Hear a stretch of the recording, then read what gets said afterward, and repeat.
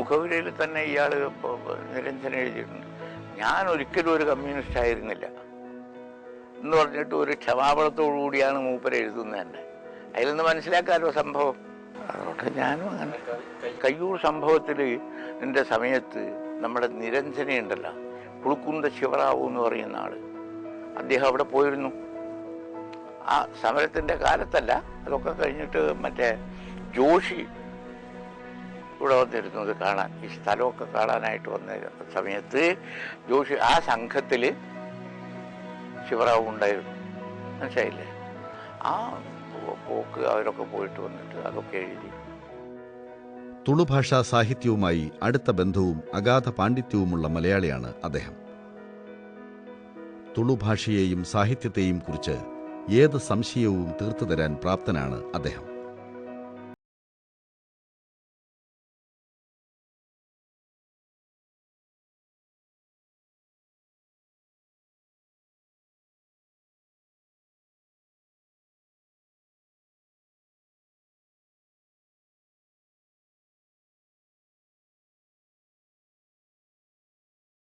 അധ്യാപകൻ, പത്രാധിപർ, പ്രഭാഷകൻ, ഉദ്യോഗസ്ഥൻ എന്നിവയെല്ലാം സാഹിത്യത്തിനു പുറമേയുള്ള അദ്ദേഹത്തിൻ്റെ കർമ്മമണ്ഡലങ്ങളാണ്. 1931 മാർച്ച് 1 കാസർഗോഡ് ജില്ലയിലെ കൊളത്തൂരിലാണ് ജനനം. വളർന്നതും വിദ്യാഭ്യാസകാലം ചെലവഴിച്ചതും ഉദുമയിൽ. അധ്യാപകനായതിനു ശേഷമാണ് കാസർഗോട്ട് സ്ഥിരതാമസമാക്കിയത്. സ്വാതന്ത്ര്യ പൂർവ്വകാലത്ത് തന്നെ കാസർഗോഡുമായിട്ട് ബന്ധമുണ്ട്. കാരണം ഞങ്ങൾ ഉദുമയുടെ തലസ്ഥാനം കാസർഗോഡാണ്. കാസർഗോഡ് താലൂക്കിൻ്റെ ഹെഡ് ക്വാർട്ടേഴ്സല്ലേ കാസർഗോഡ്. അതുകൊണ്ട് ഇവിടെ വരും. പിന്നൊന്ന്, അന്ന് ഒരു ഹൈസ്കൂൾ ഞങ്ങൾക്ക് വേണമെങ്കിൽ ഈ കാസർഗോഡേ ഉള്ളൂ. പിന്നെ അവിടെ ഉണ്ടായിരുന്നു, ഇവിടെ നീലേശ്വരം രാജാസ് ഹൈസ്കൂള്. നീലേശ്വരം രാജാസ് ഹൈസ്കൂൾ കഴിഞ്ഞാൽ പിന്നെ കാസർഗോഡേ ഉള്ളൂ. ദുർഗ ഹൈസ്കൂളുണ്ട്, പക്ഷെ അതും പിന്നെ ഇതിന് ശേഷമാണ് കാലം. അതുകൊണ്ട് ഞങ്ങൾക്ക് ഏറ്റവും പിന്നെ സമീപസ്ഥമായ ഹൈസ്കൂള് മുസ്ലിം ഹൈസ്കൂളായിരുന്നു കാസർഗോഡ്. അതാണ്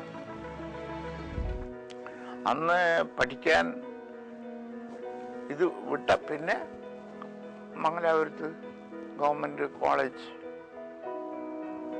അല്ലെങ്കിൽ അലൂഷ്യസ് കോളേജ്, രണ്ടിലൊന്ന്, അത്രേ ഉള്ളൂ. പക്ഷെ അതൊരു വലിയ സൗകര്യമായിരുന്നു. അന്ന് തലശ്ശേരിയിൽ നിന്നും പിന്നെ ഒക്കെ ആളുകൾ ഈ മംഗലാപുരത്ത് വന്ന് പഠിക്കുമായിരുന്നു. Uduma higher elementary school, Kasaragod Muslim high school എന്നിവിടങ്ങളിലാണ് സ്കൂൾ വിദ്യാഭ്യാസം. മംഗലാപുരത്താണ് കോളേജ് വിദ്യാഭ്യാസം. ഇംഗ്ലീഷ് സാഹിത്യത്തിൽ ബിരുദാനന്തര ബിരുദവും BT ഡിഗ്രിയുമുണ്ട്. അന്ന് മംഗലാപുരത്ത് ഈ BT ഡിഗ്രിക്ക് ചേരണമെങ്കിലും ബുദ്ധിമുട്ടുണ്ടായിരുന്നു. കാരണം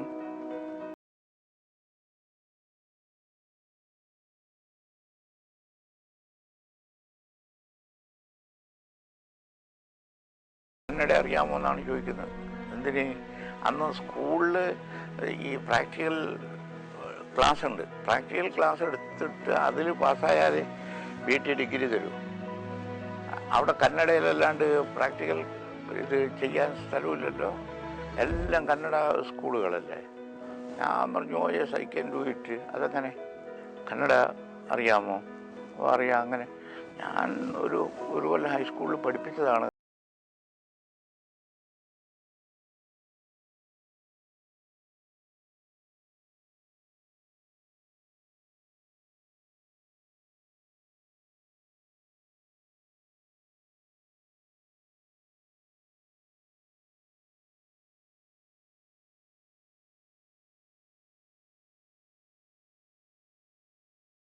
യാതൊരു കൂസലും ഇല്ലാണ്ട് നടന്നു.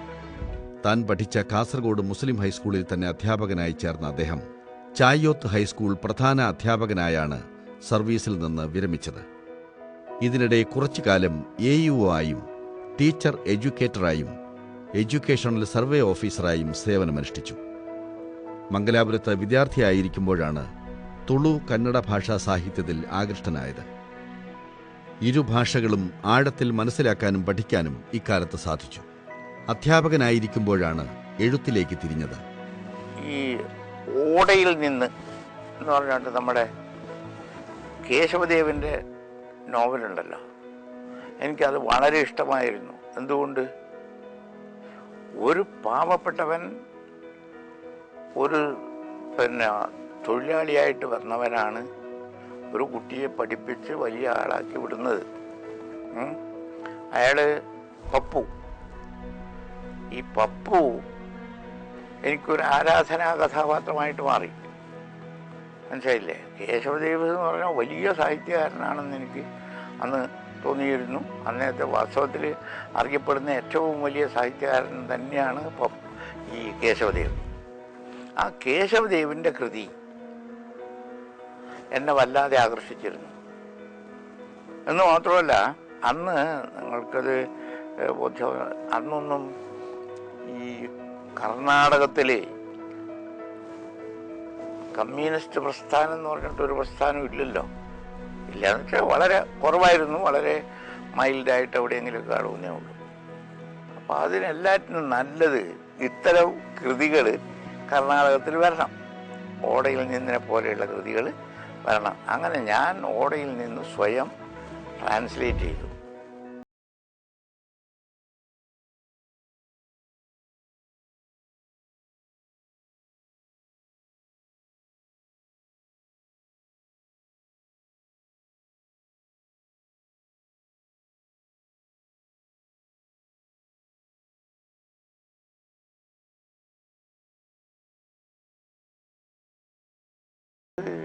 വർഷത്തിൽ എനിക്ക് വലിയൊരു അത്ഭുതമായിട്ട്, ഒരു തരത്തിൽ വലിയ അത്ഭുതവും ആഹ്ലാദവും എല്ലാം ഉണ്ടായി. എന്തേ കാരണം?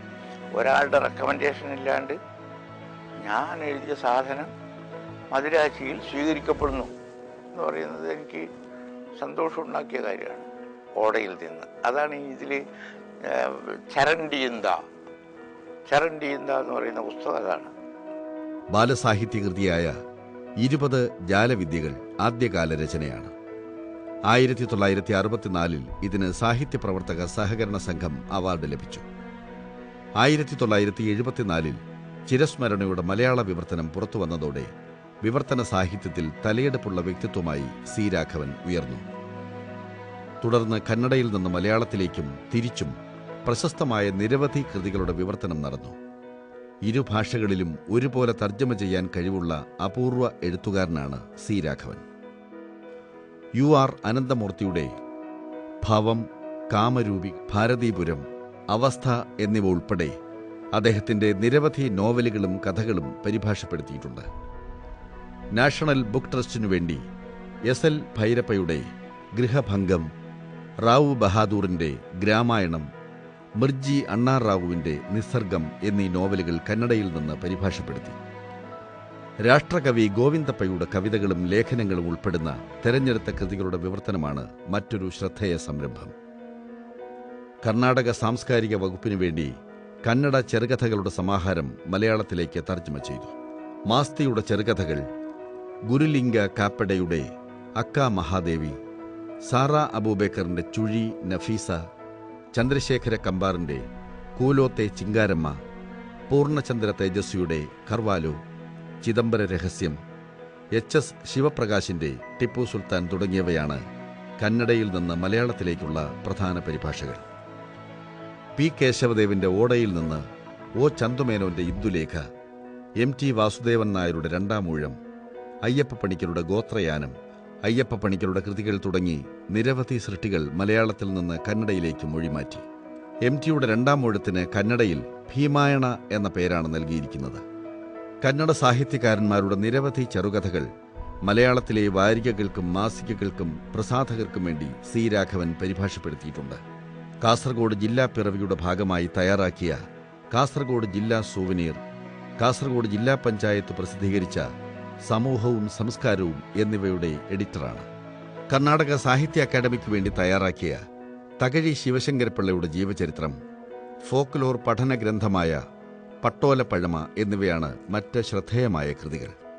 തുളു ഭാഷയെക്കുറിച്ച് നടത്തിയ ദീർഘമേറിയതും ആഴത്തിലുള്ളതുമായ ഗവേഷണത്തെ തുടർന്ന് തയ്യാറാക്കിയ തുളു നാടും ഭാഷയും നാട്ടറിവും എന്ന ഗ്രന്ഥമാണ് സി രാഘവന്റെ മികച്ച സാഹിത്യ സംഭാവനകളിൽ മറ്റൊന്ന്. കേരള ഭാഷാ ഇൻസ്റ്റിറ്റ്യൂട്ടാണ് ഈ കൃതി പ്രസിദ്ധീകരിച്ചത്. തുളുവിനെ കുറിച്ചിട്ടുള്ള ഒരേ ഒരു പുസ്തകമാണ് ഞാൻ എഴുതിയ പഠനഗ്രന്ഥം.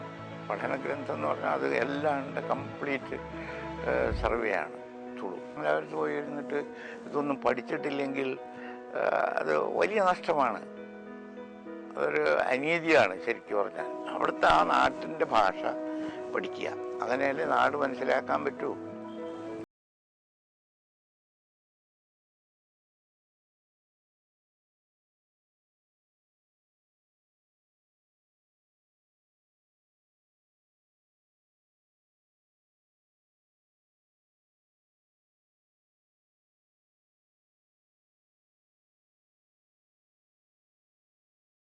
ഓൺലി അതിനെ കൗണ്ടർ ചെയ്യാനായിട്ട് ഞങ്ങൾ തുളു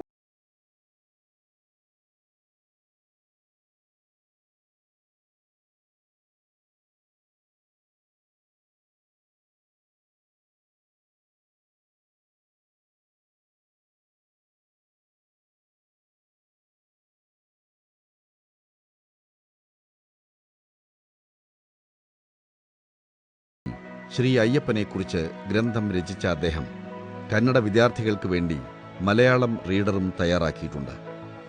കാസർഗോഡിന്റെ സ്വന്തം കവി ടി ഉബൈദിന്റെ തെരഞ്ഞെടുത്ത കൃതികളുടെ കന്നഡ പരിഭാഷയും സി രാഘവൻ നിർവഹിച്ചിട്ടുണ്ട്. മലയാളത്തെ കന്നഡ തുളു ഭാഷകളുമായി ബന്ധിപ്പിക്കുന്ന പാലമാണ് സി രാഘവൻ. കന്നഡ കവിതയിലെ ത്രിമൂർത്തികളെന്നറിയപ്പെടുന്ന പമ്പൻ, രണൻ, പൊന്നൻ എന്നിവരിൽ പമ്പൻ രചിച്ച പമ്പഭാരതത്തിന്റെ വിവർത്തനമാണ് ഏറ്റവും ഒടുവിൽ സി രാഘവൻ പൂർത്തിയാക്കിയത്. ഈ പമ്പഭാരതത്തിന്റെ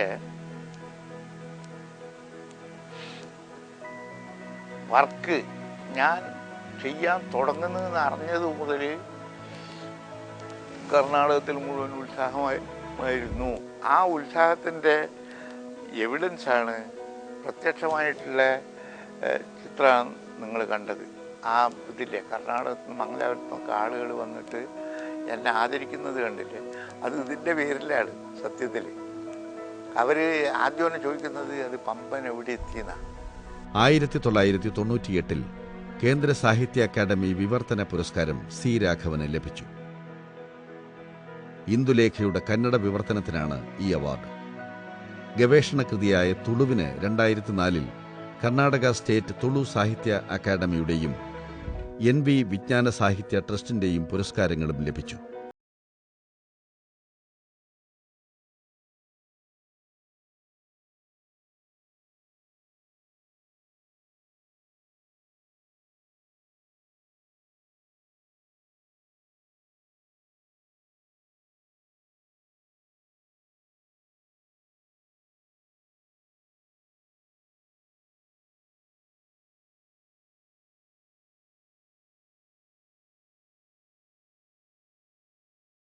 റാണി എന്നിവർ മക്കൾ.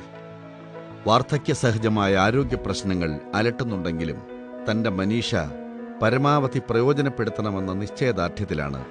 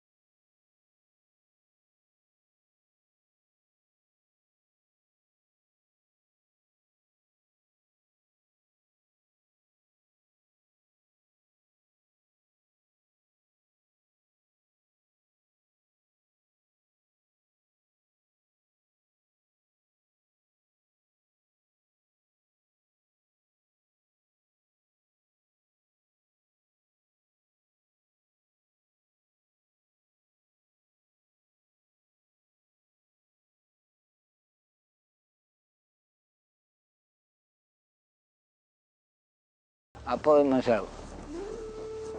പിന്നെ ഞാൻ മഹാഭാരതം വായിക്കിന് ഞാൻ എല്ലാം വായിക്കാൻ വേണ്ടിയിട്ട് പെർഫെക്റ്റ് ആവില്ല. പിന്നെ തൻ്റെ സ്റ്റൈൽ വേറെ ഉണ്ടാവും.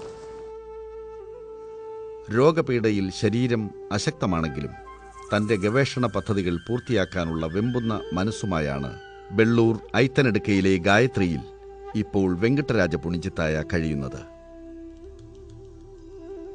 ഒരു ബുദ്ധിമുട്ടായതെന്ന് പറഞ്ഞാൽ എഴുതാൻ ഞാനില്ല.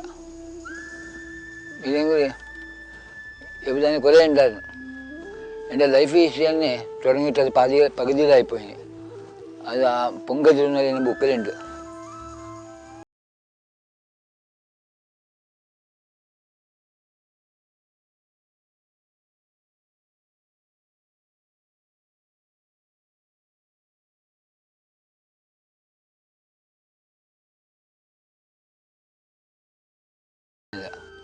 കാസർഗോഡ് ജില്ലയിലെ ഒരു കുഗ്രാമത്തിൽ ഒതുങ്ങി ജീവിക്കുകയും മുഖ്യധാരയിൽ നിന്ന് മാറ്റി നിർത്തപ്പെട്ട തുളു ഭാഷയിൽ ശ്രദ്ധ കേന്ദ്രീകരിക്കുകയും ചെയ്തതുകൊണ്ടാകണം കേരളവും കർണാടകവും ഒരുപോലെ അദ്ദേഹത്തെ വേണ്ടത്ര ശ്രദ്ധിക്കാതെ പോയത്.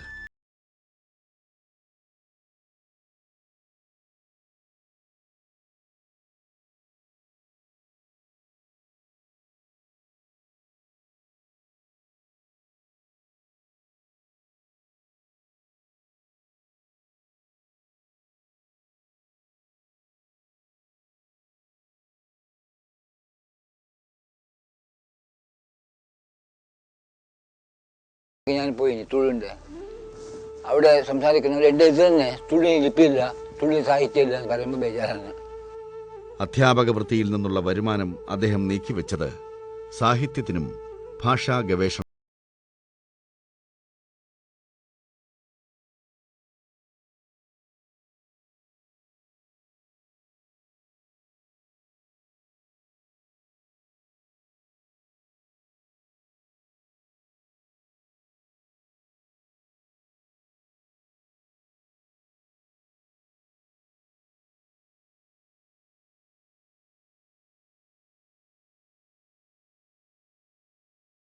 ദാമോദര പുണിച്ചിത്തായ സരസ്വതി അമ്മ ദമ്പതികളുടെ മകനായി 1936 ഒക്ടോബർ 10 ബെള്ളൂർ ഐത്തനെടുക്കയിലെ പൂണ്ടൂർ തറവാട്ടിലാണ്